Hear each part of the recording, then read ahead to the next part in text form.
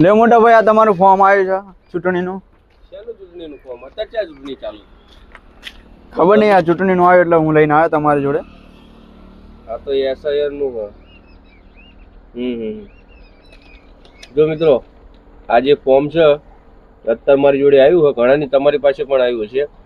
હવે ઘણા આમાં અમુક જણમાં છે કે 3 ખાના આપ્યા, 3માંથી કયું ખાનું કઈ રીતે ભરવું એ તો તમને બતાવી દઉં કે આમાં કઈ રીતે ફોર્મ ભરવાનું હોય.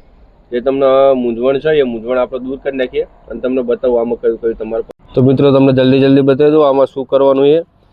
તો પહેલાં જે છે, પહેલાંમાં તમારે જન્મ તારીખ લખવાની, પહેલાં તારીખ, પછી મહિનો અને પછી વર્ષ લખવાનું. તો બીજા ખાનામાં તમારે આધાર કાર્ડ નંબર લખવાનો છે અને ત્રીજા ખાનામાં તમારો મોબાઈલ નંબર, પછી ચોથા ખાનામાં તમારા પિતાનું નામ લખવાનું અને પાંચમા ખાનામાં તમારા પિતાના મતદારનો ઓળખ નંબર જે હોય ચૂંટણી કાર્ડમાં તે લખવાનો.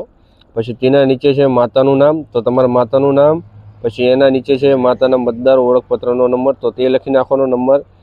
અને એના નીચે છે જીવનસાથીનું નામ, એટલે જો તમારે પત્ની હોય તો પતિનું નામ લખવાનું અને પતિ હોય તો પત્નીનું નામ લખે.